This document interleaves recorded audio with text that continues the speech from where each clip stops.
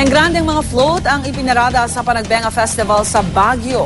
Real-life sweethearts at mga bida ng primetime show na My Beloved na sina Marian Rivera at Dingdong Dantes nakisaya rin po sa float parade. Narito ang report ni Ivan Mayrina.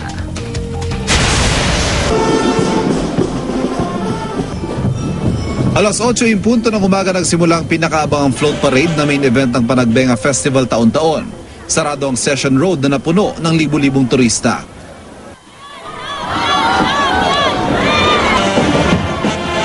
Ang makukulay na mga float kani-kanyang gimmick.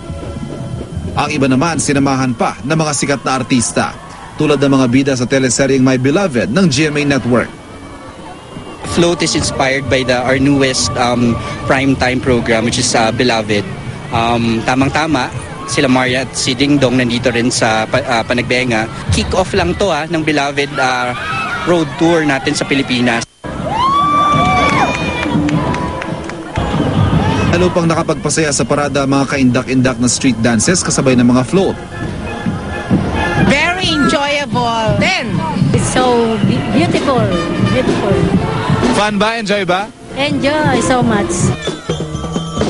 Sa tansya ng Panagbenga Committee, aabot sa mahigit 1 milyon na mga turista. Mukhang record-breaking daw ang dami ng dumayo sa Baguio ngayong taon.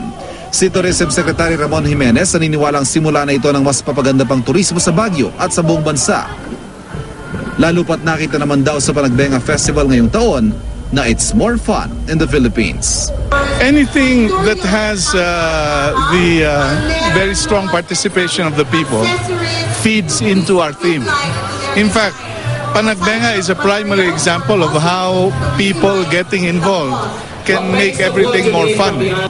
Para sa unang balita, Ivan Mayrina reporting.